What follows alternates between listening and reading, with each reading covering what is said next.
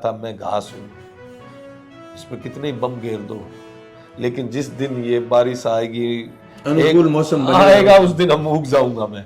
आप तोपे चला दो, इस पर टैंक चला दो, मैं घास हूँ। जिसमें मोस्ट वांटेड जितने ही थे ना, जो अखबारों में आते थे कि ये मोस्ट वांटेड है, चाहे वो सोपत राम है, बलवान पुनिया है, जग्गी है, अनिल चौधरी है, जितने भी मोस्ट वांटेड थे वो सारे एसएफआई के नेता थे। ठीक है। हनुमानगढ़ या उस एरिया का मूल ओबीसी का वास्तव में कोई लीडर होता और वो मूल ओबीसी के हकों की बात करता, फैक्ट फिगर के साथ बताता कि देखिए जी, यहाँ पर जाट समाज के कारण ये मूल ओबीसी का नेता है, वो नीचे दबा है। आज अगर रघुवीर कारगवाल ये बात कहता है तो समझ में आता है लोगों को। उदाहरण चलता है, गांव है पंडताली, वहां जाखड़ जीते हैं, जाखड़ाली है वहां पंडित जीते हैं। अच्छा, जाखड़ाली में पंडित और पंडताली में जाखड़। युवा एक बस में बैठे थे, एक खिड़की खोल रहा था कि मेरे को गर्मी लग रही है, खिड़की खोल, वो शीशा ऐसे खोल देता खिड़की को, दूसरा कहता बंद कर, मेरे को ठंड लग रही है। दोनों झगड़ने लग गए। तो एक समझदार बूढ़ा आदमी बैठा था, वो कह रहा क्यों लड़ रहे हो? तो उसने बताया, एक ने कहा साहब मेरे को ठंड लग रही है, एक ने कहा मेरे को गर्मी लग रही है। कि क्यों लड़ रहे हो, इसमें शीशा ही नहीं है। या मोदी जी का मकान था, ठीक है, जो उनके केशव कुटीर नाम से बना हुआ है, उसके अंदर वो ऑफिस आरएसएस का था। अपने मोदी जी वो नहीं, मोदी हमारे यहाँ पर खूब रहते हैं। कोई श्याम मोदी मोदी जी, जी, शायद श्याम मोदी जी उनका नाम। दौर ऐसा था कि पूरे हनुमानगढ़ गंगानगर जिले के अंदर एकमात्र छात्र संगठन था, वो था एसएफआई। बाहर से आकर लोग सूरतगढ़ के अंदर भविष्य तलाशा, चुनाव लड़े, विधायक भी बन गए। आप सूरतगढ़ से बाहर जाकर, मतलब ये मैं समझा नहीं, कहीं ऐसा भी नहीं डूंगराम जी गेंदर का मैं ये कह रहा हूँ बरोबर आपका बैठ रहा था। नहीं, क्या वास्तव में वहां पर मूल ओबीसी के नेता है ही नहीं, जो कमान गणेशी राज को दी जा रही है, या फिर है वो अपने आप स्वघोषित नेता बन रहे हैं? ये कहना चाहता हूँ, एक्चुअल में है ही नहीं। वास्तव में जाट समाज ने हक है क्या? किसान साथियों, किसान जागृति मंच पर पहले पॉडकास्ट में आपका स्वागत है। साथियों, किसान जागृति मंच हमेशा किसानों के हक और अधिकार की बात करता है, किसानों में संवैधानिक और लोकतांत्रिक जनजागृति की बात करता है, अवेयरनेस की बात करता है। हमने सोचा क्यों ना हमारा गंगानगर और हनुमानगढ़ जिला किसान राजनीति के लिए पूरे प्रदेश को दिशा दिखाने वाला ये क्षेत्र रहा है, क्यों ना किसान राजनीति के लिए यहाँ पर संघर्ष करने वाले लोगों को एक सीरीज के माध्यम से आपके साथ आपसे रूबरू करवाया जाए। क्योंकि सियासत में हम अक्सर देखते हैं कि असली संघर्ष करने वाले लोग होते हैं, वो दिखावटी राजनीति में कहीं पीछे रह जाते हैं और असली संघर्ष जनता तक पहुंचता ही नहीं है। कुछ ऐसा ही परिचय आज जो शख्स हमारे साथ है उनका है। मैं चाहूंगा कि आप सारे लोग ना केवल इस पॉडकास्ट को ध्यान से सुने, बल्कि वर्तमान सियासत में बहुत सारी ऐसी चीजें हैं जिनको पढ़े लिखे लोगों को, किसानों को समझना चाहिए कि सियासत की वो चालें हमारे इन दोनों जिलों पर कितनी भारी पड़ रही है, हमारे सामाजिक ताने बाने पर कितनी भारी पड़ रही है, हमारे भविष्य पर कितनी भारी पड़ रही है। आज हमारे साथ हैं रघुवीर जी वर्मा। हालांकि प्रॉपर सूरतगढ़ से है ये, लेकिन हनुमानगढ़ विधानसभा के अंदर 2-3 विधानसभा चुनाव लड़ चुके हैं। पूरी डिटेल से तो इन्हीं से खुद से बात करेंगे, लेकिन आज 28 से 30 साल तक इनका राजनीतिक करियर रहा है। पहले छात्र राजनीति के अंदर एसएफआई में इन्होंने सूरतगढ़ के अंदर, अगर एसएफआई की शुरुआत करने वाले लोगों में से थे एक प्रकार से, और उसके बाद में सूरतगढ़ में एसएफआई किस प्रकार से शिखर तक जाती है, उसके बाद में छात्र राजनीति का पतन होता है और ये अपना करियर तलाशने आज लगभग 10-20 साल हो गए हनुमानगढ़ शिफ्ट हो गए। वहीं पर जो है वो अपनी राजनीति पारी है वहां पे खेल रहे हैं, लोगों से, लोगों के हक और अधिकार की बात कर रहे हैं। आप में से ज्यादातर साथी सोच रहे होंगे कि मैं सूरतगढ़ के आसपास, सूरतगढ़ के मुद्दों पर बात करता हूं, आज अचानक हनुमानगढ़ की राजनीति में सक्रिय रहने वाले इंसान का आपके साथ पहले पॉडकास्ट में क्यों इंटरव्यू ले रहा हूं। उसका सबसे बड़ा कारण है क्योंकि आजकल खबरों में, चर्चाओं में एक नाम बहुत ज्यादा उछल रहा है, गणेशी बंसल। और वो नाम जो है वो एक बहुत ही संकीर्ण मानसिकता वाले विचार को लेकर है, उनके बयान को लेकर है, एक कौम विशेष को अन्य समाजों से लड़ाने को लेकर है। अभी गंगानगर, हनुमानगढ़ समेत बीकानेर संभाग के अंदर, क्योंकि जब 30-40 साल एक ही प्रकार की राजनीति चलती है तो उसके बाद में जो स्वार्थी लोग होते हैं शॉर्टकट की राजनीति करते हैं और शॉर्टकट की राजनीति के अंदर फिर नए समीकरण ढूंढे जाते हैं। कुछ ऐसा ही नए समीकरण तलाशने की फिराक में है वो लोग जो सियासत को पासे का खेल समझते हैं। तो नमस्कार रघुवीर जी, सबसे पहले तो किसान जागृति मंच पर आपका स्वागत है। धन्यवाद साहब। आप प्रॉपर सूरतगढ़ से हैं? जी जी साहब। और हनुमानगढ़ के अंदर जहां पर आप लगभग 15 से 20 साल वहां पर राजनीतिक करियर आपका है, लगभग 2 या 3 विधानसभा चुनाव भी आपने लड़े हैं, वहां पर मैं बात करूंगा, वर्तमान हालात की भी बात करूंगा और आज की ज्वलंत मुद्दों पर भी बात करूंगा। उससे पहले थोड़ा आपका राजनीतिक करियर जब शुरू हुआ था तब के हालात बताइए, क्योंकि आज से 20-30 साल पहले जब छात्र राजनीति बगैर कोई कम्युनिकेशन के, बगैर कोई मोबाइल और ये आज जो क्रांति आई हुई है, इसके किस प्रकार की छात्र राजनीति हुआ करती थी और किस प्रकार लोगों के हक और अधिकार के लिए आपने यहाँ पर SFI नाम का एक नया विचार पनपाया और उस विचार को शीर्ष तक लेकर गए। 3-3 4 शायद आपने छात्र संघ अध्यक्ष यहाँ पर गवर्नमेंट कॉलेज के अंदर बनाए। थोड़ी शुरुआत की आपकी राजनीतिक पारी के बारे में बताएं, कितना आपका परिवार इकोनॉमिकली साउंड था कि आप इन गतिविधियों के अंदर आए, क्योंकि ज्यादातर लोगों का यह मानना है कि राजनीति पेशे का खेल है। बताइए थोड़ा आपका शुरुआती जो परिचय है ना वो बताइए, उसके बाद में अपने ज्वलंत मुद्दों पर बात करेंगे।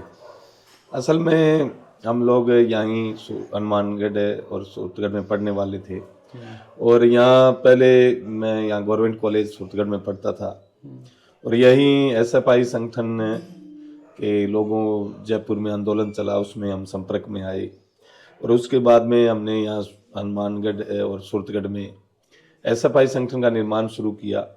और सूरतगढ़ गंगानगर जिले का बड़ा शहर था और गंगानगर में भी हमारे साथियों ने SFI संगठन शुरू किया और हमने यहाँ सूरतगढ़ शुरू किया और धीरे धीरे छात्रों की समस्याओं को लेकर हमने वो चीज़ें हैं जो विद्यार्थियों की समस्याएं आ रही थी उनको उठाया। धीरे धीरे संगठन उसमें मजबूत हुआ, कुछ में हमें सफलताएं मिली, कुछ में नहीं मिली, लेकिन हमारा ये था कि एक लंबे समय से दोनों जिलों के अंदर छात्र संगठन अखबारी रह गए थे, कागजी रह गए थे, सड़क पर नहीं थे।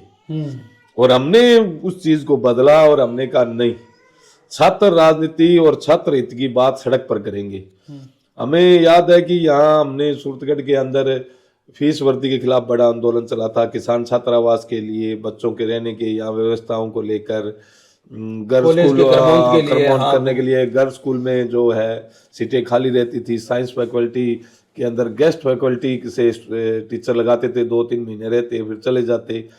इन सभी चीज़ों को हमने चिन्हित किया और इसको लेकर हमने लगातार संघर्ष भी किया। संगठन के अंदर लोगों विद्यार्थियों को जोड़ा और पूरे एक दौर ऐसा था कि पूरे हनुमानगढ़ गंगानगर जिले के अंदर एकमात्र छात्र संगठन था, वो था SFI।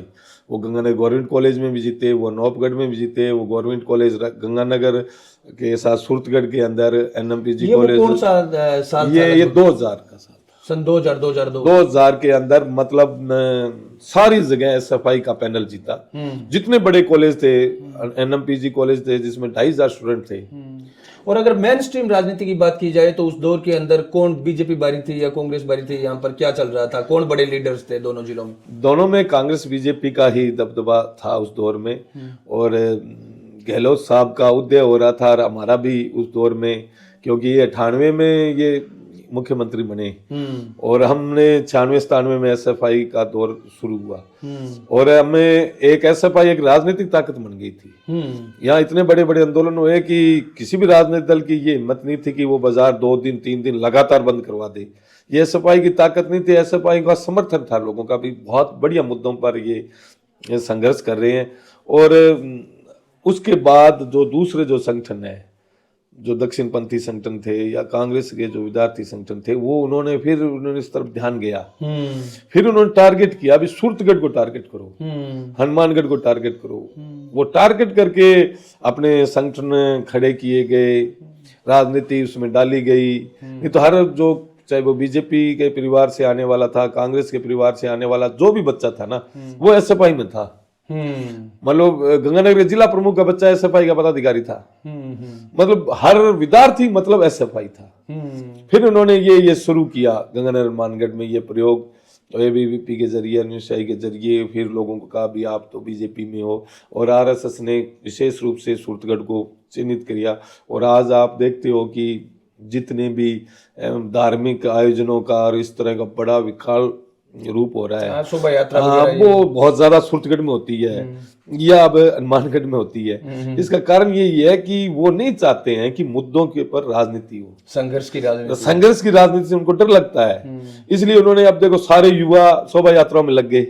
कोई बात कर रहा है अभी, इतना पुराना गवर्नमेंट कॉलेज है, साइंस फैकल्टी की क्या व्यवस्था है, प्राइवेट कॉलेजों की क्या स्थिति है, कोई नहीं कर रहा। हाँ, कोई बात ही नहीं करता सर, वो बात करना भी नहीं चाहते हैं। बात मैं और पूछना चाहूंगा यहाँ पर, जब हम संघर्ष की बात करते हैं और जब आप ये कहते हैं कि गंगानगर हनुमानगढ़ दोनों जिलों के अंदर एसएफआई चारों तरफ थी छात्र राजनीति के अंदर, और अक्सर ये कहा जाता है कि जिधर जवानी चलती है उधर जमाना चलता है।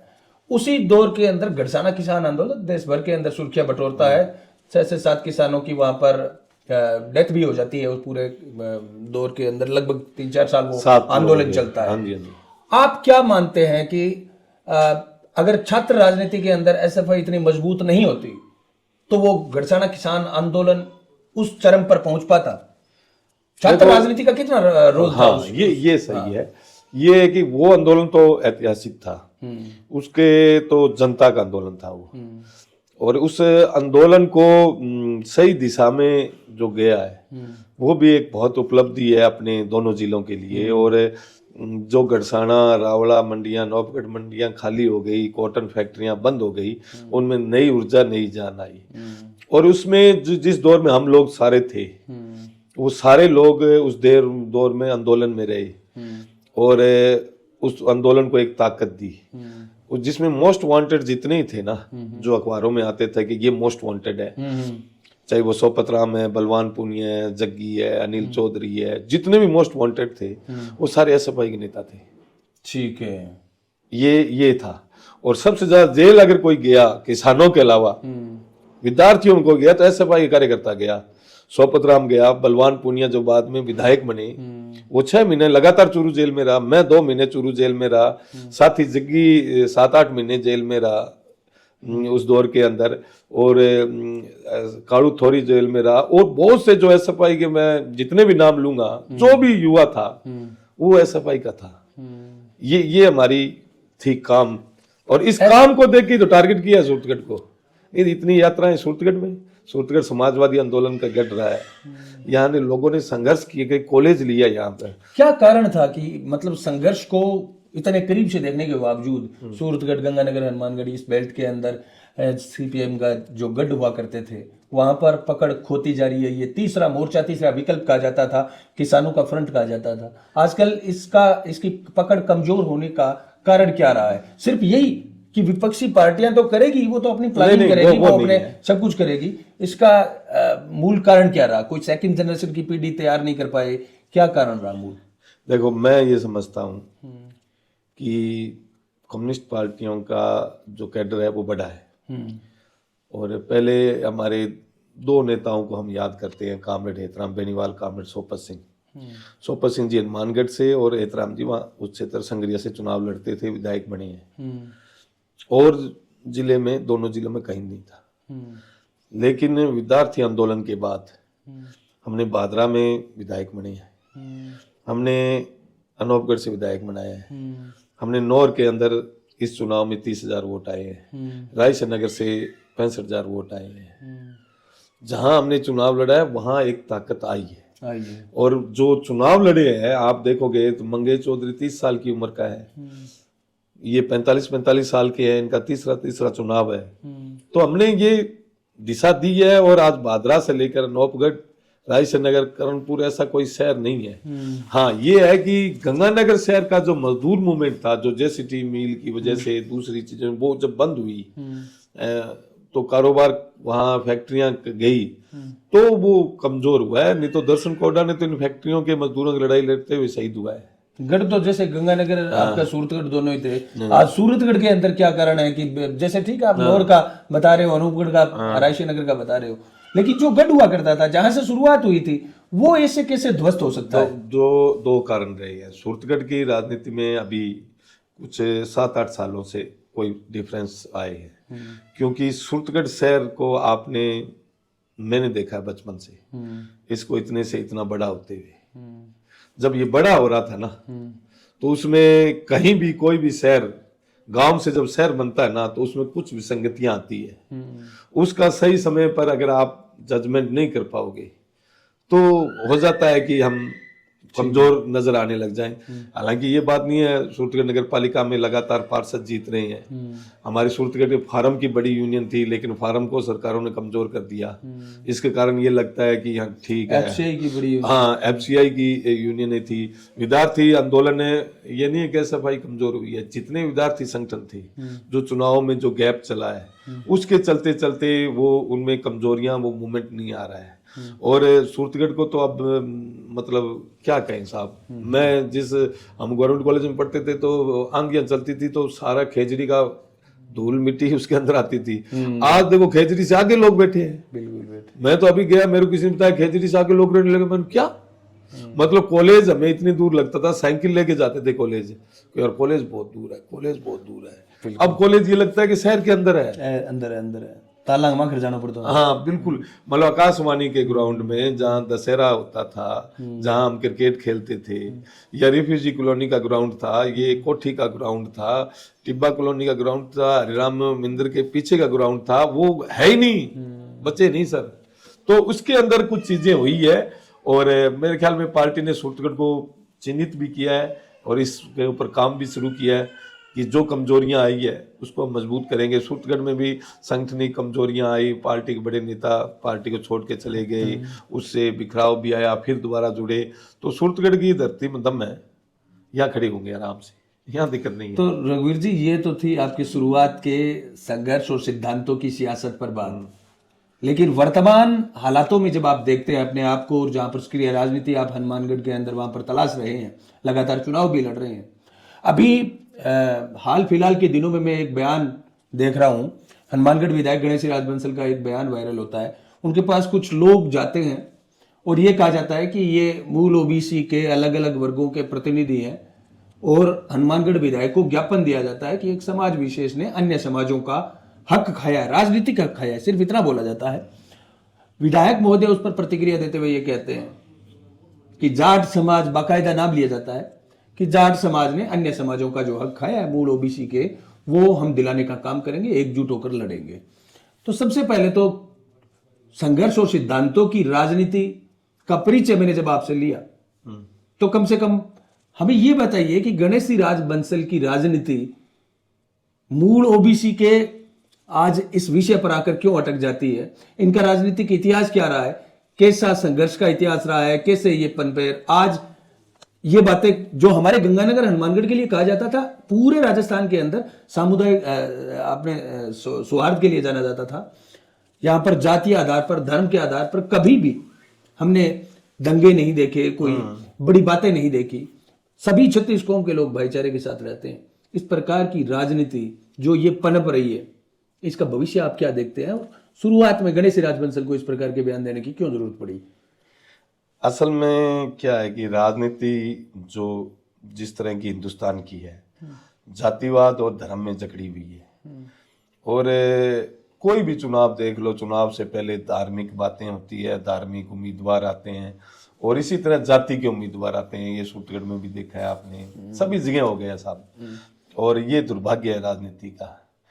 मतलब आप किसी को चुनाव करते समय उसकी जाति या धर्म देखोगे, ये गलत है।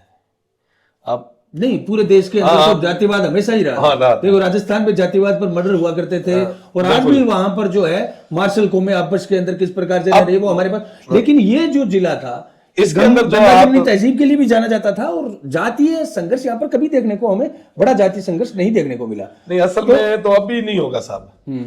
लेकिन क्या है कि एक 96 के बाद में जब ये जाट आरक्षण का आंदोलन चला, और वाजपेयी साहब ने सीकर में ये घोषणा की भी हम जाट आरक्षण को शामिल करते हैं ओबीसी के अंदर जाटों को, और उसमें जट सिख बिश्नोई और क्याम खानी ये जो थे उन जातियों का एक वर्गीकरण हुआ। ठीक है। और उसके बाद में चुनाव होते गए, लेकिन जो पहले से जो लोग ओबीसी में थे, जिसे मूल ओबीसी कह रहे हैं, उनमें कोई टीस हो गई, लेकिन वो टीस इस व्यापक पैमाने पर नहीं थी। और मैं ये समझता हूँ कि वो टीस इस बात को लेकर थी कि भी हमारा हक है, वो जा रहा है, वो ऐसा वो सोचते थे, हम नहीं सोचते हैं। हमारा तो एक मानना है, हम कम्युनिस्ट लोग हैं, हम इस जाति और धर्म की व्यवस्था में हमारा विश्वास नहीं है। हमारा इतना ही है कहना कि मैं एक उदाहरण दे के बताऊं कि एक कहानी है कि दो युवा एक बस में बैठे थे, एक खिड़की खोल रहा था, कह मेरे को गर्मी लग रही है, खिड़की खोल, वो शीशा ऐसे खोल देता खिड़की को। दूसरा कहता बंद कर, मेरे को ठंड लग रही है। दोनों झगड़ने लग गए, दोनों झगड़ने लगे तो एक समझदार बूढ़ा आदमी बैठा था, वो कह रहा क्यों लड़ रहे हो? तो उसने बताया, एक ने कहा साहब मेरे को ठंड लग रही है, एक ने कहा मेरे को गर्मी लग रही है। क्यों लड़ रहे हो? इसमें शीशा ही नहीं है। जब हिंदुस्तान में रोजगार नहीं है, काय का आरक्षण है? किस चीज का है? आपके पास संसाधन तो आप दे नहीं रहे हो और लड़ाई करा रहे हो आप आरक्षण की। ये चीजें क्या है कि फिर चलती चलती। और वैसे भी ये ज्यादातर बात कर रहे थे राजनीतिक प्रतिनिधित्व की। प्रतिनिधित्व, तो वहां पर तो लोकतांत्रिक तरीके से चुनाव होता है, सभी लोग चुनाव लड़ते हैं, जो बेस्ट होता है वो जीत जाता है, मान लिया जाए। लेकिन ये मुद्दा गणेश राज बंसल जो आज ये कहते हैं कि मैं मूल ओबीसी की लड़ाई लड़ूंगा, ये कितना हजम होता है? असल में क्या है कि कोई भी जनप्रतिनिधि जिस चुनाव में उसके जो भी समर्थक होते हैं, खास तौर पर निर्दलीय, जो बीजेपी से जीत के आएगा, कांग्रेस से जीत के आएगा, कम्युनिस्ट पार्टी से जीत के आएगा, वो अपनी पार्टी की विचारधारा पर बोलेगा, बोलना पड़ेगा। चाहे वो वोट किसी नाम से ले लियो, ठीक है। यहाँ से अगर कोई जीता है, चाहे पीलीभंगा से कोई जीता है, चाहे नौबगढ़ से कोई जीता है, रायसेनगर से कोई जीता हो, उसकी कोई भी अपनी जाति या अपना धर्म होगा, उससे लगाव होगा, लेकिन बोल नहीं सकता जब तक वो उस पार्टी की लाइन के बाहर। अब क्या हुआ कि निर्दलीय उन्होंने चुनाव लड़ा, और चुनाव लड़ा और बहुत सा वर्ग जो था, जो वो अब तक दूर था, उस वर्ग ने साथ लगे। कोई इसमें कोई दो राय नहीं है कि उन्होंने शहर के अंदर काम किया और शहर के विकास में लोगों को दिखाया उन्होंने। देखो, अगर किसी व्यक्ति कह दे कि जातिवाद से अकेला वो चुनाव जीत जाए तो नहीं जीत सकता है, कुछ उसको करना पड़ता है। उन्होंने कुछ शहर के अंदर ऐसे काम किए जिसको लोगों ने एप्रिशिएट किया और ये माना कि ये राजनीतिक विकल्प है। हमने आंदोलन किए, हमने किसान आंदोलन किया, शाहजहांपुर बॉर्डर किया पर रहे, बहुत लंबा समय संघर्ष 1 साल चला, टोल नाकों पर हम रहे, हमने नरमे की सरकारी खरीद को आंदोलन चलाया, सरसों की सरकारी खरीद करवाई, सब कुछ करवाया, लेकिन राजनीतिक विकल्प नहीं बन पाई। लेकिन वो जब राजनीतिक विकल्प आए तो वो जो दो घरों की राजनीति थी, उनसे जो नाराजगी थी लोगों की, पर्सनली नाराजगी थी, उन्होंने ये लगा कि यार ये ठीक है, तीसरा ठीक है, इन दो से ये ठीक है। वो जब चलते चलते ये हुआ कि सारे जो उनसे, देखो नेता है, राजनीति जो करता है मैं करूं, चाहे कोई भी करे, आप भी करोगे ना, तो आपके सामने संकट आएगा। जब 2 व्यक्ति आएंगे तो आप एक ही बात करोगे ना, तो एक नाराज हो जाता है। वो अब गांव में नहीं, इस बात को कम से कम सूरतगढ़ के राजनीतिक लोग हैं वो अच्छी तरह से समझते हैं। क्योंकि जैसे अभी आपने जो बताया था एसएफआई के कमजोर होने का या सीपीएम के कमजोर होने का, उसका सबसे बड़ा कारण यह भी था कि यहाँ पर तीसरा मोर्चा बहुजन समाज पार्टी के तौर पर डूंगरराम जी गेदर संभाले हुए थे। उन्होंने कांग्रेस और बीजेपी से नाराजगी का जो काम था वो समेट रहे थे। अंत में जाकर ठीक है कांग्रेस से टिकट लिया और वो जीते। जो लोग यहाँ पर ऑलरेडी थे उनसे जनता त्रस्त थी या नए विकल्प में कुछ तलाश रही थी, वो रिजल्ट आ गया, परिणाम आ गया। हम विकल्प नहीं बन पाए, ठीक है, आप नहीं बन पाए विकल्प, वो बने, वो बन गए, वो विकल्प भी हो गया, चुनाव भी हो गया, परिणाम आ गया। मेरा कहने का मतलब ये है कि जब हम सिद्धांतों की राजनीति की बात करते हैं, आप कब तक सिद्धांतों पर टिके रहेंगे? इस प्रकार के लोग जब पनप जाएंगे, लोगों को बहकाने लगेंगे, समाजों के अंदर नए समीकरण बढ़ने लगेंगे, तो ये राजनीति कितनी खतरनाक साबित हो सकती है भविष्य के लिए, स्पेशली वो लोग जिनका उस वर्ग से कोई लेना देना ही नहीं। आज मूल ओबीसी की जब वो बात कर रहे हैं, तो मूल ओबीसी का राजनीतिक हक अगर जाटों ने मारा है तो कोई मूल ओबीसी का ही आदमी उनकी बात करे ना, उनके हकों की बात करें। फिर कोई तीसरे आदमी के ऊपर या तीसरा आदमी ये सब जब कर रहा है, तो आपको क्या लगता है? ये सारी चीजें नहीं, देखकर हंसी मैं- आती है, आपको ये लगता है मैं- जनता इसको एक्सेप्ट करेगी या नहीं करेगी? हमारे कल काफी युवा साथी बैठे थे, जाट भी थे, ब्राह्मण भी थे, सारी जातियों के लोग थे। कोर्ट में कल नहीं परसों कोर्ट में बैठे थे। तो ये क्या है कि ये राजनीति है ना, ये चुनाव में तक सीमित नहीं रहती है, ये वोट को अपने से दूर नहीं होने देती है। अच्छा। अब गणेश राज जी ने, विधायक जी ने ये बयान दे दिया। इस तरह के बयान बहुत लोग देते हैं, रोजाना देते हैं। कोई अपनी जाति के लिए दे देता है, कोई किसी दूसरी जाति के बारे में बोल देता है। और हम जैसे लोग तो ये कहते हैं, अरे ये बड़े बड़े सेठ, अब सेठ नाराज होके धरना शुरू कर दे तो हमारे खिलाफ तो रोजाना धरना लगेगा। नहीं, वो वो जनता द्वारा चुने हुए प्रतिनिधि है। मैं ये कह रहा हूँ, ये चीजें क्या है कि हनुमानगढ़ के अंदर दो लोग राजनीति के अंदर चाहते हैं कि एक इधर वाला हिस्सा मेरे पास रहे, इधर वाला मेरे पास रहे। अब वो दो की लड़ाई को उन्होंने विकट कर दिया। अब मेरा ये कहना है कि गणेश राज जी ने जो बयान दिया, तो मेरी बात भी उनसे भी हुई, और जो इनका विरोध जो कर रहे हैं उनसे भी मेरी बात हुई, दोनों से मेरी बात हुई। दोनों को मैंने जो भी मेरे दिमाग में था मैंने उनको कहा भी ये बात टेबल पर बैठने की है, अपने हनुमानगढ़ में बैठ के बात कर सकते हैं। कोई व्यक्ति ने जिसने कह दिया और उसका रिएक्शन बड़े पैमाने पर आया, तो वहां के जो मौजूद लोग हैं इस शहर की, हम तो बड़े नहीं हैं, जो मौजूद है उनको इसमें हस्तक्षेप करना चाहिए, प्रशासन को हस्तक्षेप करना चाहिए, और जो भी लोग इसके अंदर सामंजस्य बिठा सकते हैं उन्होंने करना चाहिए। इससे क्या होता है कि जो संघर्ष की जो लड़ाई है ना वो खत्म होती है। जाति की और धर्म की राजनीति है ना वो पनप रही है। एक नहीं बात नहीं है कि वो एक तरफ हो गई। कोई मूल ओबीसी ने सारों ने कोई गणेश राज को वोट नहीं दिए, कोई ऐसा भी नहीं है कि जाटों ने भी गणेश राज को वोट नहीं दिए हो, और जो लड़ रहे हैं उनको कोई मूल ओबीसी ने वोट नहीं दिया हो, वो भी नहीं है। लेकिन ये इस बयान के बाद में ये तय हो गया, को तीसरी चीज और ये तय हो गया कि अब लोग है ना अपने आप बंट रहे हैं। अब उनके पास कोई जा नहीं रहा है, वो दिमाग से बंट रहे हैं। मूल ओबीसी वाले अपने हिसाब से सोच रहे हैं, जो जाट बिश्नोई सिख है वो अपने हिसाब से सोच रहे हैं। मेरा ये कहना है कि ये रुकना चाहिए, ये इस तरह की बयानबाजी नहीं होनी चाहिए, दोनों तरफ से नहीं होनी चाहिए, बिल्कुल नहीं होनी चाहिए। हाँ ये है कि अगर सरकार भाई अभी SC/ST का वर्गीकरण आरक्षण का किया है उन्होंने, सरकार उसका विरोध हुआ है। अगर कोई भी आदमी है, कोई भी संस्था है, वो कोर्टों में जा सकती है, सुप्रीम कोर्ट में जा सकती है। उनके विधायक है भी ये कह दो भी ये ओबीसी आरक्षण में वर्गीकरण होना चाहिए। गुजरों का आंदोलन चला था ना, उन्होंने कहा था वर्गीकरण करो, हमें अलग आरक्षण दो, उनको अलग दे दिया। ये तो कोई बात ही नहीं है। वैसा होता तो कोई विवाद ही नहीं होता। देखो सुनो मेरी बात है, इसके अंदर अगर आप या आपकी जगह कोई भी हनुमानगढ़ या उस एरिया का मूल ओबीसी का वास्तव में कोई लीडर होता और वो मूल ओबीसी के हकों की बात करता, फैक्ट फिगर के साथ बताता कि देखिए जी यहां पर जाट समाज के कारण ये मूल ओबीसी का नेता है वो नीचे दबा है। आज अगर रघुवीर कारगवाल ये बात कहता है तो समझ में आता है लोगों को, ठीक है आप सिद्धांतों की राजनीति करते हैं, आपकी पार्टी के अंदर जाति और धर्म की बात नहीं की जाती है, लेकिन अगर वास्तव में 2 या 3, 4, 5 जातियों के हक इस प्रकार से जैसा कि ये बता रहे हैं कि दबाया गया है, अगर ऐसी बात है तो क्या आप उनके हक की बात करेंगे? नहीं। अगर वास्तव में ऐसा हुआ है तो मैं फिर वही बात कह रहा हूं कि ये भूल जाए कि कोई जाति विशेष के लोग हैं वो, अगर ऐसा हुआ है तो देखो जातियां कहां से बनी, काम से बनी। काम जिन लोगों ने जो काम थे उस हिसाब से, ये वैश्य हो गया, ये बनिया हो गया, ये हो गया, ये सारे ये पूजा पाठ करता है, ये ब्राह्मण हो गया, ये क्षत्रिय हो गया, युद्ध में है, ये कारू वाले काम है उसको ओबीसी में आ गए। ये एक सिस्टम चला। लेकिन अब जो है ना, आप जो सवाल उठा रहे हो कि ये मुद्दा उनको उठाना चाहिए। हाँ वास्तव में जो मैं उसी पे कह रहा हूँ। मेरा ये कहना है कि ये मुद्दे के जो सवाल है कि जब तक आप इसके ऊपर विश्लेषण नहीं करोगे तब तक आप मुद्दा उठाओ।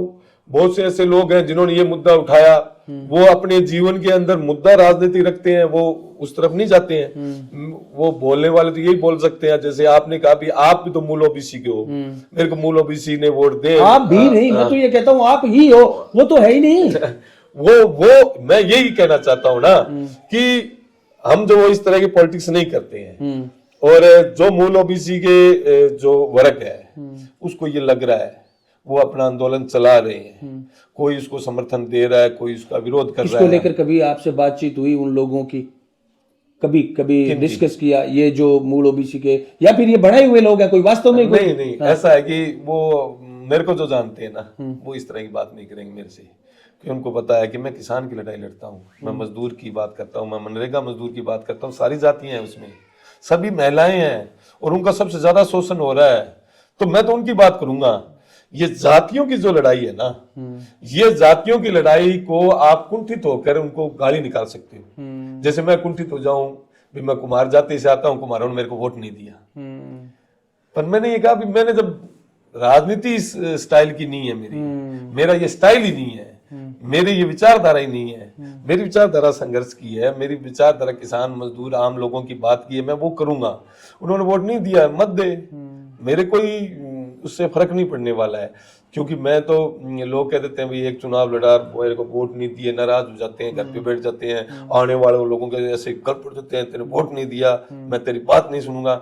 मेरे को अच्छी तरह याद है कि वोट गिरने के बाद में एक दिन बाद में एक कोई सुरेशिया चौकी है टिब्बी तहसील की, ठीक है, वहां पंचायती चल रही थी, ठीक है, उस पंचायती में एक आदमी को अटैक आ जाता है, ठीक है, तो उसकी डेथ हो जाती है। अच्छा, उसकी डेथ के बाद में हम लोग जाते हैं, ठीक है, वो मेरे ही समाज का था, ठीक है, हम सारे गए भी, पुलिस ने जो भूमिका निभाई उसको धमकाया है, इसलिए वो अंडर प्रेशर आ गया, बीपी डाउन हो गई और ये मर गया। हम 3 दिन उसकी लाश को रखा, ठीक है, और उसके मुआवजा भी दिलाया 21-20 लाख का शायद इतना, और उसका मुकदमा भी दर्ज हुआ, कार्रवाई भी हुई, मुलजिम भी पकड़े गए, सब कुछ हुआ।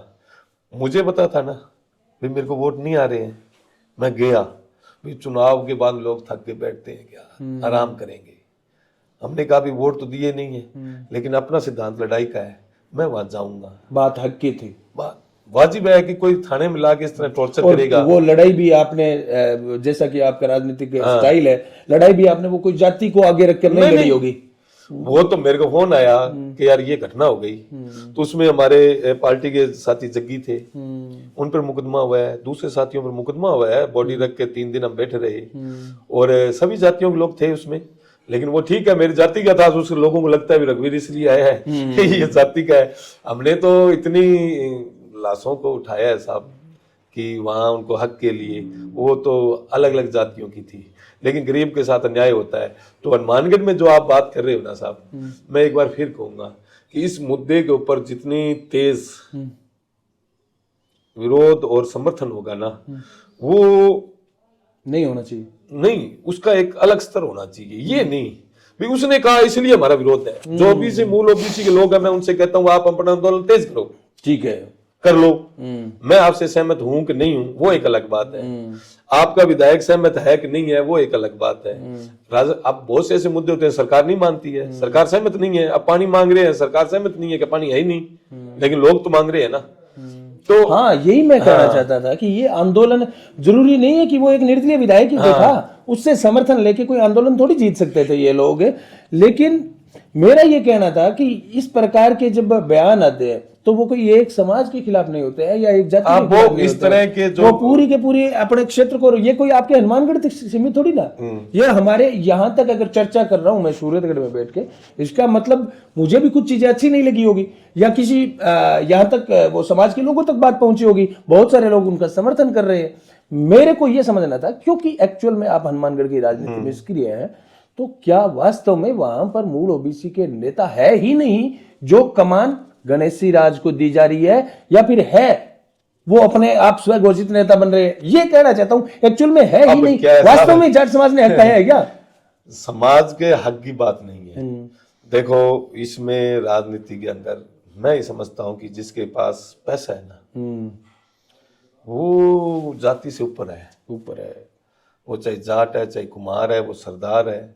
हमारे अभी पंचायतों में चुनाव हुए, बहुत से सरदार जीते हैं, जाटों के गांव में भी जीते हैं, और बहुत से ऐसे बच्चे नौजवान भी जीते हैं जिन्होंने बिल्कुल जीते अपना एक दिखाया सामान्य है। सीट पे एससी हाँ, के जीते हैं। एससी के लोग जीते हैं, लेकिन उसमें एक लगभग है ना 70% ये होती है कि ये लड़ाई जा कहाँ रही है। अब एक हमारे एक उदाहरण चलता है, गांव है पंडताली, वहां जाखड़ जीते हैं, जाखड़ाली है वहां पंडित जीते हैं। अच्छा, जाखड़ाली में पंडित और पंडताली में जाखड़। जाखड़, अच्छा, ये सरपंच के चुनाव में ठीक जो है। अब ये चल रहा है, तो वहां कारण क्या रहे होंगे, वजह क्या रही होगी, इस धरातल पर क्या काम लोगों ने किया है कि क्या वजह क्या नहीं, है। ये भी बहुत बड़ी बात कही है। जिस भी आदमी के पास पैसा बहुत आ जाता है वो जाति से ऊपर हो जाता है, जाति से उसको कोई लेना देना नहीं, वो सिर्फ टैग रखता है जाति का। जाति का तो देखो ऐसा है, मैंने अब तक जो जाति का विश्लेषण किया ना, मैं एक जाति का नाम नहीं लूंगा, आप 20 जातियों के संगठन देखना, 20 जातियों ज्यादा नहीं, उसमें 70% जो रिटायर अधिकारी होते हैं ना, RS, IPS, IAS, वो कह प्रदेश के मुखिया हैं। बिल्कुल है, ये सही बात कही आपने। क्योंकि उनको पता है कि साले वो सलूट मारने वाले लोग तो गए जब आप सीट पर थे, जब तो जय हिंद। अब कौन करे, अब उन्होंने समाज को जकड़ते हैं फिर। अच्छा, जब वो रहते हुए समाज का क्या किया है, उनसे उनका विश्लेषण करके देख लेना। बात तो सही कहा है आपने। और करना भी नहीं चाहिए। मैं तो ये कहता हूँ, अभी बहुत से लोगों का मेरा विरोध रहता है, मेरे कोर्ट में भी रहता है, हमारे जज आते हैं, जज निष्पक्ष है, वो जातीय सम्मेलन में उनको सम्मानित किया जाता है कि हमारी जाति का जज बना है, उसको हम सम्मानित कर रहे हैं। आप, अच्छा, आप एडवोकेट हैं? हाँ, मैं एडवोकेट हूँ। कितने साल से? मेरे को 15 साल हो गए। अच्छा, तो ये संघर्ष के साथ साथ आप मतलब पूरी तैयारी कर रहे थे, मुकदमे खुद ही लड़ रहे हैं? खुद ही लड़ता हूँ मैं। ठीक है, ठीक है। और वो ठीक मैंने है। एक चीज ये कॉमन देखी है, SFI या CPM के लोग ज्यादातर जो है वो संघर्ष वाले लोग ज्यादातर इस लाइन के अंदर जाते ही जाते हैं। ये कोई आपकी पॉलिटिकल ऊपर से स्ट्रेटजी है क्या? नहीं, 15-20 लोगों में से एक कर ही लिया करो। ऐसा है कि जो लंबी छात्र राजनीति करता है ना, उसके लिए वो LLB करता है। ठीक है। जितने भी नेता है ना, आज 200 जो MLA हैं, अब तो छात्र राजनीति से आए हुए लोग नहीं है, कम है। अगर जो पुराने हैं आप उनका देखना, चाहे वो राजस्थान यूनिवर्सिटी में थे, चाहे वो उदयपुर यूनिवर्सिटी में थे, किसी भी यूनिवर्सिटी में थे, तो या तो उन्होंने PhD की है, डॉक्टर है, या फिर वो LLB होल्डर है। ठीक है। क्योंकि आप जब BA, BCom, BSc करते हो, राजनीति में जब एक्टिव हो जाते हो, तो आपको वहां छोड़ना पड़ता है कैंपस। कैंपस में रहना है तो पढ़ना होगा। क्या पढ़े, तो सबसे ये होता है कि LLB करते हैं या PhD करते हैं। हाँ, PhD करते हैं। और दोनों क्या है कि मैं समझता हूँ कि कॉमर्शियल है। कॉमर्शियल है। जैसे आपने PhD की, कोई भी आपको प्रोफेसर फेलोशिप मिल जाएगी। और LLB में कोई कोर्ट हो हिंदुस्तान का, आप पेन डालकर वहां बैठ जाओगे। तो वो अगर लंबी राजनीति करने वाले वो लोग होते हैं। और हनुमानगढ़ में हमारे क्या है कि जो सेंट्रल जिला मुख्यालय है ना, वो एक कैंपस में है। ठीक है। एक ही राउंड में है। ठीक है। कलेक्टर, SP, SDM, जुडिशनरी कोर्ट, जिला परिषद, स्वास्थ्य विभाग, सारे डिपार्टमेंट एक ही सड़क पर है। ठीक है। तो लोगों का जो वास्ता है ना, वो उनसे है। तो हमें तो वहां खड़ा रहना ही है। तो हम वहीं रहते हैं, कोर्ट में तो कम जाते हैं। और वो काम है ना हमारा। रेजिडेंस है कहाँ पे वैसे आपका? मेरा अभी, मैं गांव में रहता हूँ। कौन सा गांव है? डबली रिठान, जो पीलीभीम विधानसभा में है। मैं ये कहता हूँ ना कि हम लोग वो हैं जो संगठन के लिए काम किया। हमारा यहाँ सूत्रगढ़ में ठीक था, हमारा मकान था, कारोबार था, पिताजी की ठीक रेपुटेशन थी, लेकिन हमारे संगठन जुम्मेदारी लगाई कि हनुमानगढ़ जाओ, छात्र संगठन को मजबूत करो। हम वहां चले गए, तो वहां फिर वो फील्ड पकड़ ली। मतलब जैसे RSS का एक प्रकार से काम है। RSS का तो अलग तरीके का उनका रहता है, उनको तो चेंज करते हैं। अगर बात की जाए, की। हम तो जब SFI में थे तो मिशन जिस प्रकार से RSS को दिया जाता है उसी प्रकार से हमें खुद लेते हैं हम। अभी मैं खेत मजदूरों को नरेगा की प्रॉब्लम को लेकर बहुत ही कर रहा हूँ, और बहुत बड़ी प्रॉब्लम है उन लोगों में। तो मैं चूरू को तय किया, मैं चूरू में जाऊंगा, जयपुर जाऊंगा, उन गाँव में देखूंगा कि उनकी प्रॉब्लम्स किस तरह हल कर सकते हैं अपनी नरेगा की। और नरेगा की जो छवि बन रही है ना, वो खतरनाक है। आपको मानोगे नहीं, 1,39 लाख का बजट होना चाहिए। 139 लाख। हाँ, अब 86,000 करोड़ का बजट इस सत्र में है। ये मान के चलो कि 30-35% कम कर दिया। हाँ, कम लोगों को रोजगार मिलेगा। रोजगार भी कम मिलेगा, उनके पैसे भी कम आएंगे। ये चीजें है ना, लोग नहीं समझ पा रहे। हम नरेगा में जाते हैं तो लोग कहते हैं यार ये तो क्या है, ये काम ही नहीं करते हैं। मैं एक एग्जांपल दे के बताता हूँ, काम का मापदंड क्या है। सरकार ने जो तय किया वो तो कर रहे हैं, सरकार तय करे ना हमें क्या करवाना है। हाँ, नहीं तो ये प्लान जो शहर की तरफ है, आपका ग्रामीण बचेगा नहीं, गांव नहीं बचेगा ना, तो वो भी नहीं बचेगा। इसलिए ये जाति की जो राजनीति करने वाले लोग हैं ना, वो इस बात को नहीं समझ पाएंगे। लेकिन ये आपके संघर्ष की राजनीति करने वाले लोग बचे ही नहीं, तो बचे नहीं है पर आएंगे। ये है ना, ये रात है ना लंबी कितनी हो, सूरज उगता है, ये नीले आसमान में लाल सूरज आएगा, ये नहीं जा सकता, कहीं नहीं जाएगा। तो कहने का मतलब इस प्रकार के ये जो बरसाती मेंढक मान लो या कुछ नए आइडिया वाले शॉर्टकट की राजनीति मान लो, ये लंबे टाइम तक नहीं चलेगा। दिल्ली में हो गया, हाँ हो गया। मतलब हम हैरान है कि बगैर विचारधारा की कोई एक पार्टी बनती है और उस बगैर विचारधारा 10 साल वो सत्ता में रहती है। लोगों ने उन्हें किया ना भाई, वामपंथी है, उनकी वामपंथ की एक विचारधारा है, लेफ्ट मूवमेंट है, मार्क्सवादी है, माओवादी है, जो भी एक विचारधारा है। बीजेपी की एक विचारधारा है, पंडित दीनदयाल उपाध्याय की एकांतवाद है, श्यामा प्रसाद मुखर्जी की है, उन्होंने अपनी एक विचारधारा अडॉप्ट कर रखी है जिस पर वो काम करते हैं। इसी तरह कांग्रेस ने गांधी की विचारधारा को अडॉप्ट कर रखा है, उदारवादी नीति के साथ, सबको साथ, वो जो भी उनका है वो एक विचारधारा है। अब बगैर विचारधारा के जो लोग आते हैं वो अपना एक बना लेते हैं व्यक्तिगत छवि की जरिए। हाँ, खुद भाई वो बन गया, 10 साल चल गई ना, क्या विचारधारा है उसकी? वो कट्टरपंथी हिंदू है, कट्टरपंथी सांप्रदायिक है या सांप्रदायिक विरोधी है। आज तक उनको पता ही नहीं चला उनका वो करना क्या चाहते हैं। वो कह रहे हैं हम जनता को सुविधा देना चाहते हैं, सुविधा देने के लिए 10 साल तक छोटा टाइम नहीं होता। वो जीत गए, मतलब दोबारा तीसरी बार भी उन्हें 22 सीटें मिली है, इसमें कोई दो राय नहीं। मेरा कहने का मतलब ये है कि ये अनुसरण तो नहीं होगा कहीं। ये तो बहुत ही शॉर्टकट राजनीति होगी, सीधी सीधी बात है। क्योंकि राजनीतिक प्रतिनिधित्व की बात की जाती है ना, हर आदमी को ये लगता है मैं सरपंच बन जाऊंगा, मैं जिला प्रमुख बन जाऊंगा, मैं प्रधान बन जाऊंगा। मूल ओबीसी के लोगों के अंदर विचारधारा नहीं होगी तो ये राजनीति में लंबा नहीं चलेंगे। हमारी कम्युनिस्ट पार्टी ये इस चीज को विचारधारा बनाएगा।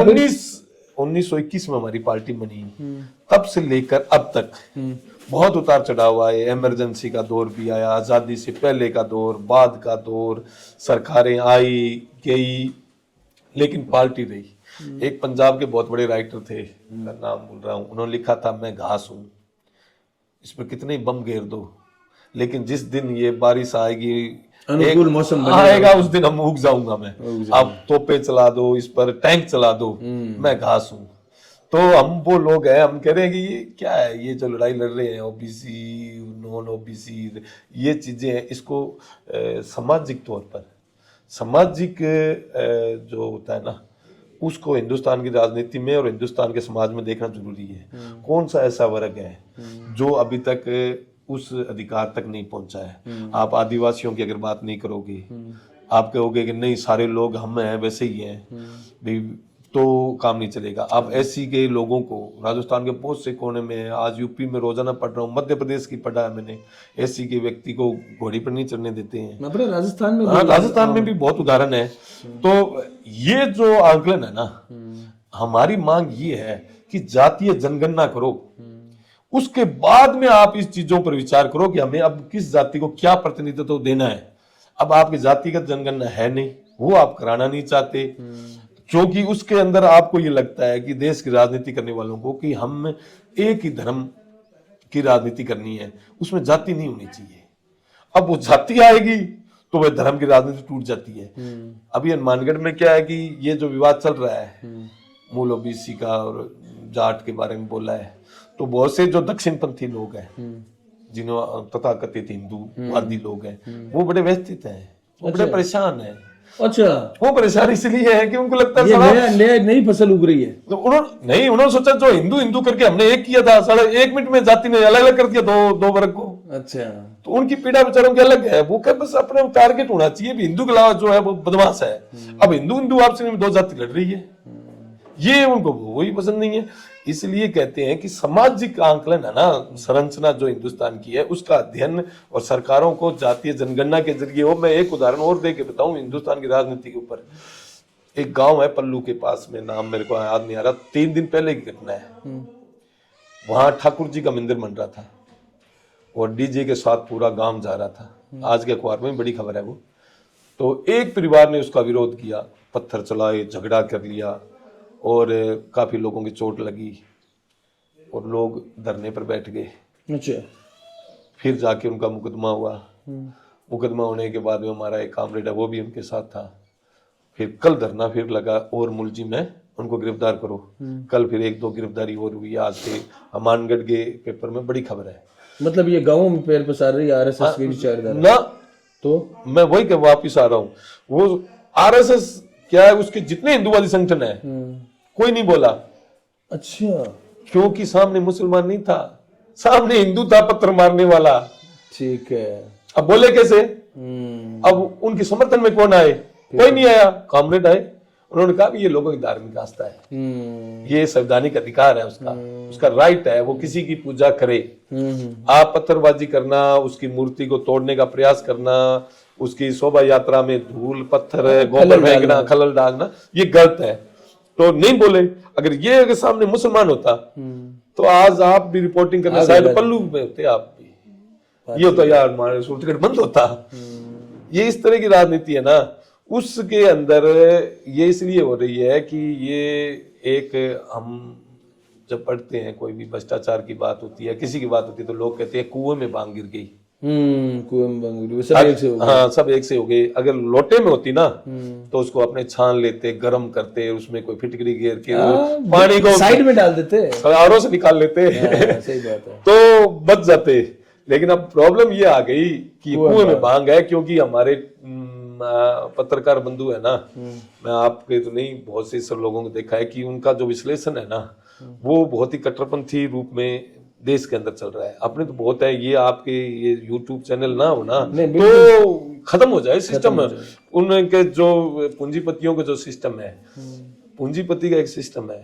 पहले ये देखा नहीं जाता था भी कोई राजनीतिक घराना, कोई पूंजीवादी लोगों ने खरीद लिया हो या कोई उसने खरीद लिया, ये उसने खरीद लिया, ये उसने, अब तो टोटली जो है वो बोलने लग गए, वो खुद बोलने लग गए। मतलब देश का प्रधानमंत्री राष्ट्रपति है ना, वो टीवी में आता था स्वतंत्रता दिवस 15 अगस्त को, गणतंत्र दिवस 26 जनवरी को।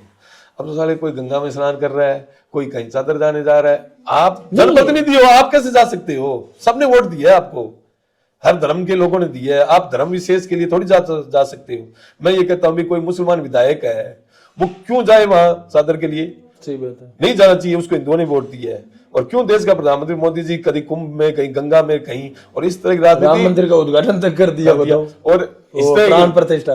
यही तो कांग्रेस का दुर्भाग्य है। कांग्रेस क्यों नहीं चल पा रही है? क्योंकि कांग्रेस तय नहीं कर पा रही है कि हम इनके साथ जाना है, इधर आना है। ठीक है, वो अगर अब वो संविधान को उठाए दिखा रहे हैं राहुल जी, ये संविधान पर अगर आप चलना है तो आप ये रोजाना ये आप फोटो ऐसे खिंचाते हो, ये जरूरत नहीं है आपको, ये तय नहीं कर पाते हो ना। रघुवीर जी, एक पर्सनल थोड़ी सी बात और करूंगा। जब 96 की बात करते हैं, 95 की जब आप राजनीतिक करियर शुरुआत कर रहे थे, आपके परिवार में पहले से राजनीति में कौन था जो आपने इस फील्ड को, इस चैलेंजिंग फील्ड को चुना? और ये झंडे नारे, कोई किसी को देखा, कोई आइडियल को देखा, हाँ, किस चीज को देखकर आपने राजनीति? बिल्कुल बिल्कुल ऐसा है कि ये चीजें है ना, तो लोग, मैं, आप मानोगे नहीं, मैं किसी को बताता नहीं हूँ। हमारा ये जो था, ये आरएसएस का यहाँ ऑफिस था। ये घर नहीं, यहाँ पास में, पास या मोदी जी का मकान था। ठीक है, जो उनके केशव कुटीर नाम से बना हुआ है, उसके अंदर वो ऑफिस आरएसएस का था। अपने मोदी जी वो नहीं, मोदी हमारे यहाँ पर खूब रहते हैं। श्याम मोदी जी उनका नाम था। तो उनका ऑफिस था, मैं वहां जाता था। मेरे पिताजी पटवारी थे, उनके साथ काफी पटवारी थे जो संघ से जुड़े हुए। क्या नाम था आपके पिताजी का? मनीराम जी वर्मा। तो यहाँ वो लंबे समय 25 साल सर्विस उनकी यहीं रही। तो उनके साथ भी काफी संघ के थे, तो वो घर पे आना जाना था उनका भी। और मैंने संघ में भी जाकर देखा, मैंने जातिवादी संगठनों में भी जाके देखा, मैंने उनका भी विश्लेषण किया। सब जगह जाने के बाद में मैंने ये देखा कि फिर मैं यहाँ आया हूँ। ऐसा नहीं है कि मैंने ना बहुत ही जातिवादी लोगों को देखा है, बहुत ही उनकी। जब आप ज्वाइन कर रहे थे तब यहाँ पर इस विचारधारा के अंदर बड़े चेहरे कौन थे जो जिनको देखकर आपको लगता था कि यहाँ बड़ा होकर मुझे भी ऐसा बनना है? कामरेड सोपर सिंह से सारे लोग प्रभावित थे हम लोग। उनके भाषण सुनने के लिए 50-50 किलोमीटर जाते थे कि यार सोपर सिंह बोल रहा है, कामरेड हेतराम बेनीवाल जो फार्म की कोठी पर उनका भाषण होते थे, हम सुनते थे। भाई मैं व्यक्ति हूँ, मैंने राजीव गांधी की सुना है, मैंने इंदिरा गांधी की सुना है, मैंने भैरव सिंह शेखावत को सुना है और बलराम जाखड़ को सुना है, क्योंकि ये पुरानी जो धान मंडी है इसमें आते थे सारे। अर्जुन सिंह भी आया था, नारायण दत्त तिवारी भी आए, चौधरी देवीलाल भी आए। तो हमारा एक था राजनीति के रूप में था कि इनके सुनते हैं। तो उनके भाषणों से सोपर सिंह जी हम बहुत प्रभावित हुए। भैरव सिंह जी बहुत अच्छा बोलते थे, उनको भी मैंने सुना है, तो उनके प्रभावित हुए। फिर क्या, हमारे जो रियल जीजा जी है कामरेड रामेश्वर जी, काफी बड़े कम्युनिस्ट नेता है, रामेश्वर जी वर्मा। अच्छा, रियल जीजा है वो? हाँ, हमारे रियल जीजा जी हैं। तो वो क्या है कि पार्टी के बड़े नेता थे, तो उनके साथ भी हमारी बातचीत होती थी। तो हमारी जो जिज्ञासाएं, जिस तरह आप मेरे से सवाल करते हो, ये सवाल हमारे थे भी आप कैसे मुकाबला जातिवाद का कर पाओगे, कैसे धार्मिक राजनीति का। क्योंकि उस दौर के अंदर जब हम समझ रहे थे, जब हिंदुस्तान में एक बहुत बड़ा युवा आंदोलन चल रहा था, सबको शिक्षा, सबको रोजगार को लेकर, ये 90 की बात है, जेपी का ना, ये 1990 जब हम यंग थे। ठीक। तो उस दौर में ना 2 आंदोलन चले इस देश के अंदर, जिसे कहते हैं एक मंडल और एक कमंडल। एक मिंदर की राजनीति, एक आरक्षण की राजनीति। और जो गुजरात से शुरू हुआ छात्र आंदोलन था, मध्य प्रदेश में बड़ा विकट रूप में बड़ा था और सभी जगह लोग रोजगार की बात कर रहे थे। वो क्या, इन दोनों में उलझ कर वो जो नौजवान था ना, एक मंडल की तरफ चला गया, एक मंडल की तरफ चला गया, और जो उसकी रोजगार की मांग थी ना, वो उसने उस झंडे को फेंक दिया कि यार क्या है, अपने मंदिर वहीं बनाएंगे। उसने कहा आरक्षण लेके रहेंगे, ले लिया। असली मुद्दों से भटक गए। आज 1990 से लेकर अब तक जो ओबीसी का आरक्षण है, उससे कितना के लोगों के आर्थिक जीवन में फायदा हुआ, कितने लोगों को शिक्षा मिली, कितने कॉलेज खुले, कितने यूनिवर्सिटियां खुली, कुछ नहीं हुआ। ये गवर्नमेंट कॉलेज एक था, वो अभी पीजी के लिए तरस रहा है। साइंस फैकल्टी तो आई नहीं है शायद अभी तक इसके अंदर। हाँ, पीजी हो गया। तो जो 1977 में जो कॉलेज बने और आज उसकी उम्र हो जाए 48 साल, 48 साल में उस गवर्नमेंट कॉलेज में साइंस फैकल्टी नहीं आई, तो काय की राजनीति है। सही बात है। ये तो सब ढोंग है साहब, लेकिन हम नहीं सुधरेंगे। हिंदुस्तान के हम नहीं सुधरेंगे, हम हमारा संघर्ष जारी रखेंगे, क्यों हम विचारधारा के लोग हैं। ठीक है, आती है ऊपर नीचे चीजें हो जाती है, ऐसे बयान आ जाते हैं जैसे आपने जिक्र किया उनका, इससे भी लोग अलग तरह की बात करते हैं। मेरे से दोनों मिले, एक ने अपना हक जताया कि आप वो मूल ओबीसी को आपको सड़क पर आना चाहिए, एक ने ये कहा कि देखो अपना भाईचारा है ये खत्म कर रहा है, आपको आगे आना चाहिए। तो हमने कहा हमारी तो विचारधारा है संघर्ष की, अरे हम वो ही करेंगे। को एक चीज और समझ में नहीं आती, ये चलो ठीक है आपकी विचारधारा है, बाहर से आकर लोग सूरतगढ़ के अंदर भविष्य तलाशा, चुनाव लड़े, विधायक भी बन गए। आप सूरतगढ़ से बाहर जाकर, मतलब ये मैं समझा नहीं। ये मैं बताता हूँ, एक ये बहुत ही इंटरेस्टिंग बात है और मेरे दोस्त बहुत सवाल करते हैं। कहीं ऐसा भी नहीं डूंगराम जी मैं ये कह रहा हूँ बरोबर आपका बैठ रहा था? नहीं, दुर्भाग्य यही हो गया कि लोग आजकल राजनीति में आते चुनाव के लिए, और हम आए व्यवस्था बदलने के लिए। हमें क्या साल बदल देंगे हम? भाई आप क्या मानोगे कि जयपुर में 10 बार, मैं नहीं बहुत से लोग मेरे ये साथी हैं, एसएफआई के साथी, ट्रेन के ऊपर बैठ के गए हैं जयपुर, ट्रेन के ऊपर, एक नहीं सैकड़ों।